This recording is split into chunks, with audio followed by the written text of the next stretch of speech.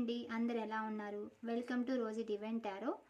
So ఈరోజు మీ person energies చూద్దాం. మీ పర్సన్ మీ గురించి ఏం ఆలోచిస్తున్నారు, మీ మీద ప్రేమ ఉందా లేదా, ఇంకా మీ గురించి ఆలోచిస్తున్నారా లేదా, ఈ సెపరేషన్లో చూద్దామండి. ఈరోజు మీ పర్సన్ ఎనర్జీస్ ఒకటే చూస్తాను.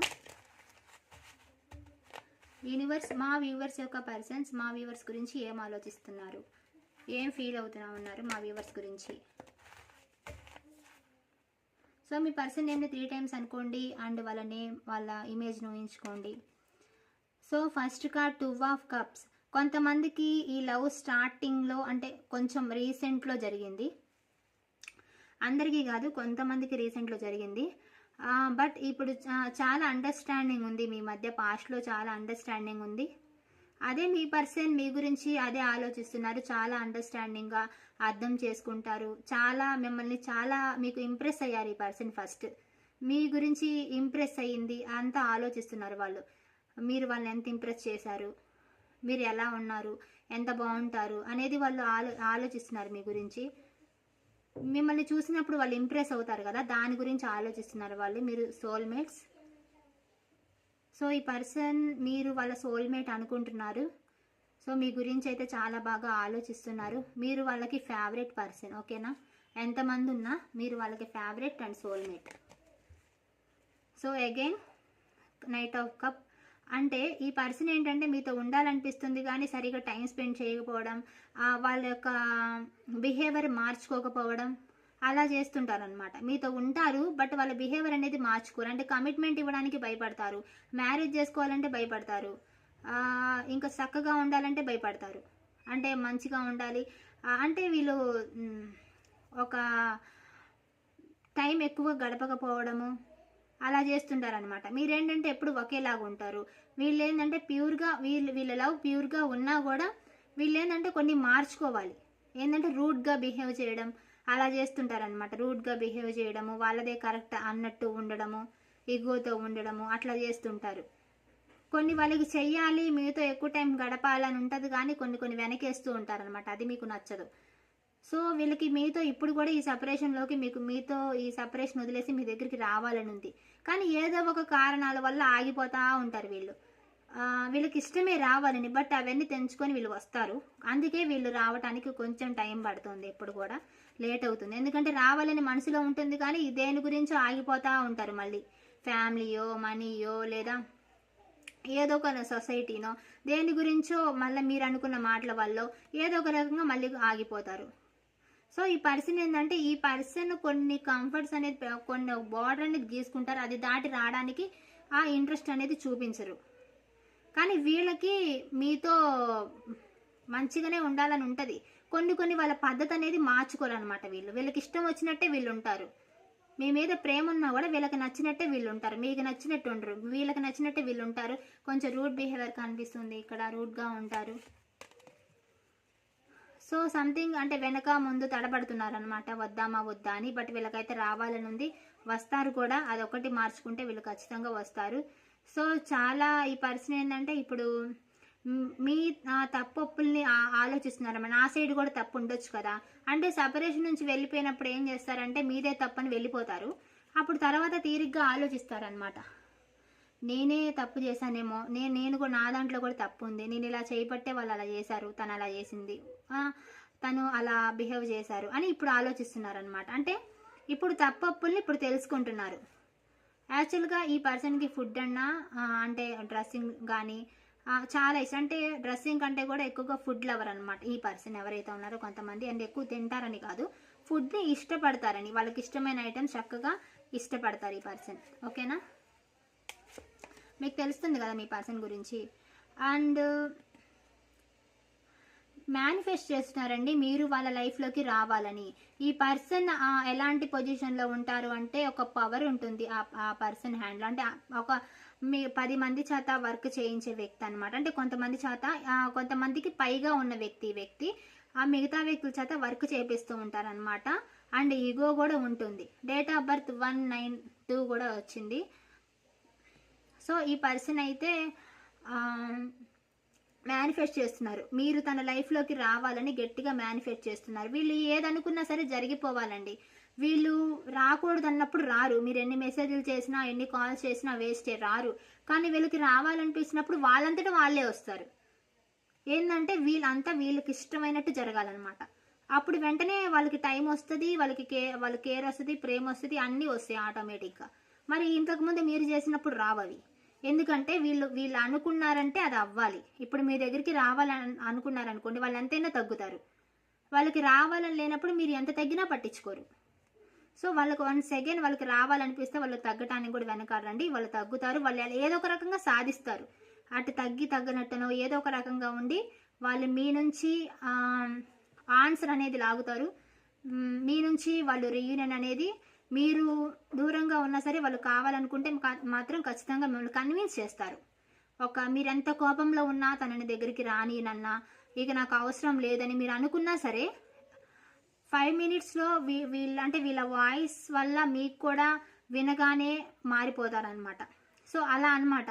అంటే అంత వీళ్ళని తొందరగా మళ్ళీ నమ్మటం అలా జరుగుతుంది.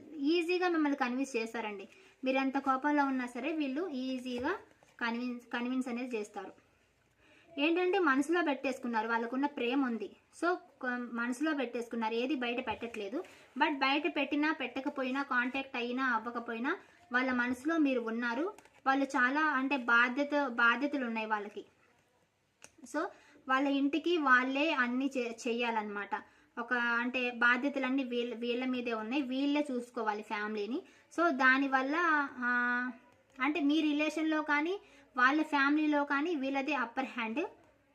సో అన్నీ వీళ్ళు చెప్పినట్టే నడవాలి. అండ్ అందుకే వీళ్ళకి కొంచెం ఈగో కానీ యాటిట్యూడ్ కానీ ఉంటుంది. ఓకేనా?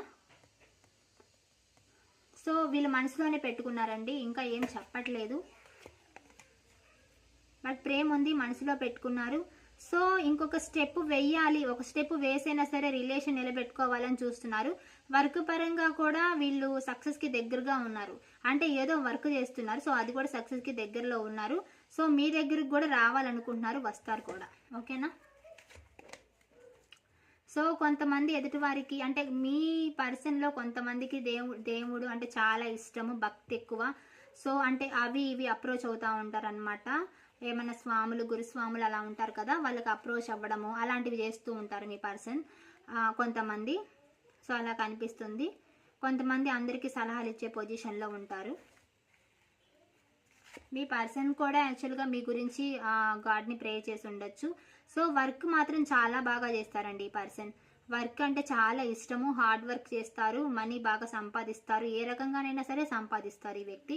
అండ్ మీ రిలేషన్లో కూడా ఈ వ్యక్తి మీరు చాలా అంటే చాలా మెమొరీస్ ఉన్నాయి, చాలా మెమొరీస్ వెనక వేసుకున్నారు. సో అందుకని అంత ఈజీగా మిమ్మల్ని మర్చిపోలేరు. ఇంకోటి ఏంటంటే ఈ కార్డ్ ఏం చెప్తుందంటే రిలేషన్ పరంగా మీతో ఇంకా కంటిన్యూ చేయాలి రిలేషన్. ఓకేనా? ఎంత సపరేషన్ వచ్చినా సరే, ఈ పర్సన్ ఇప్పుడు మాట్లాడకపోయినా సరే ఈ పర్సన్ మీతో ఖచ్చితంగా ఉండాలనుకుంటున్నారు. అంటే మీతో మళ్ళీ రీయూనియన్ చేయాలి, మీతో ఈ రిలేషన్ కంటిన్యూ చేయాలని అనుకుంటున్నారు. ఇప్పుడు సైలెంట్గా ఉన్నా కూడా అంటే పర్మనెంట్గా వదిలేసుకోలేదు. చాలామందికి, కొంతమందికి ఎంతమందికి రెజినేట్ అయితే తెలీదు, బట్ కొంతమందికి మాత్రం థర్డ్ పార్టీ, మూడో వ్యక్తి వల్ల ఈ రిలేషన్లో సమస్యలు అనేవి వస్తున్నాయి. ఈ రిలేషన్ ప్రాబ్లం అవ్వడానికి, విడిపోవడానికి మొత్తానికి కారణం మూడో వ్యక్తి వచ్చేసి గొడవలు పెట్టి దాని దారి తను చూసుకొని వెళ్ళిపోతుంది. సో మూడో వ్యక్తి ఒక ప్రమేయం వల్ల మీ రిలేషన్ అనేది పాడైపోయింది. అండ్ మూడో వ్యక్తి కావచ్చు, మూడో వ్యక్తుల వల్ల మీరు గొడవ పడి ఉండొచ్చు. ఏదైనా సరే ఒక థర్డ్ పార్టీ వల్ల మీ రిలేషన్ అనేది పాడైపోయింది. మీ రిలేషన్లో గొడవలు వచ్చినాయి, మీరిద్దరు గొడవ ఆడుకున్నారు.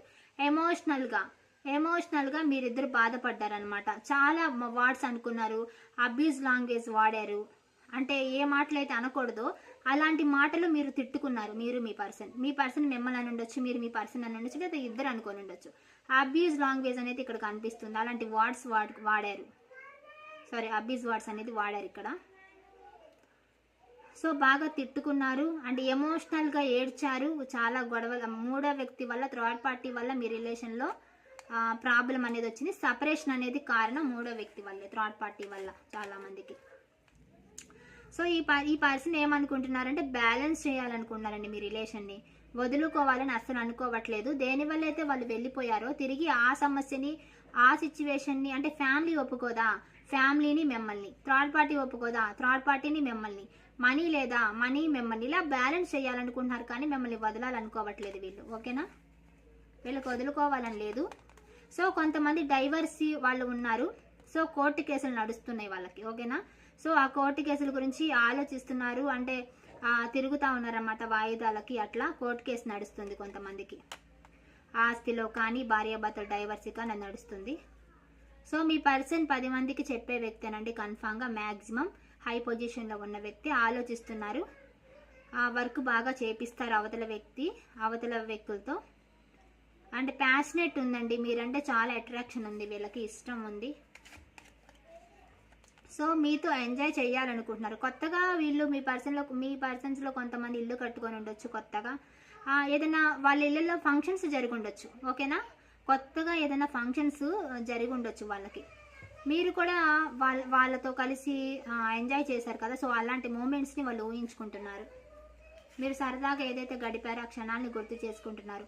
ఇప్పుడు వాళ్ళకి లైఫ్లో అన్నీ ఉన్నా కూడా మీరు లేనన్న లోటు వాళ్ళకు ఉంది. ఓకేనా, మీరు లేరే అన్న లోటు వాళ్ళకి అనిపిస్తుంది. అంటే దేవుడు వాళ్ళకి మంచిగా అన్ని ఇస్తున్నా కూడా, అంటే బాగానే ఉంది వాళ్ళకి. ఇప్పుడు థర్డ్ పార్టీ ఉన్నా తనతో బాగానే ఉంది, అన్నీ బాగానే ఉన్నాయి, అందరూ ఆఫర్ చేస్తున్నారు. ఆఫర్ చేసినా వాళ్ళకి నచ్చట్లేదండి. ఎందుకంటే మీతో ఎక్కువ కనెక్ట్ అయిపోయి ఉన్నారు కదా. సో మీతో కనెక్ట్ అయిపోవడం వల్ల వాళ్ళకి ఇప్పుడు న్యూగా ఎవరు వచ్చినా, న్యూగా ఎవరు ప్రపోజ్ చేసినా, న్యూగా ఎవరి దగ్గర వాళ్ళు చూసినా వాళ్ళు తీసుకోవట్లేదు, వాళ్ళు వద్దంటున్నారు, వాళ్ళకి నచ్చట్లేదు. మీరే గుర్తొస్తున్నారు వాళ్ళకి. ఆల్రెడీ వాళ్ళ దగ్గర ఉన్న వాళ్ళు వాళ్ళకి అవసరం లేదు, వాళ్ళ కొత్త వాళ్ళు వస్తున్నా అవసరం లేదు, వాళ్ళు మిమ్మల్నే కావాలనుకుంటున్నారు.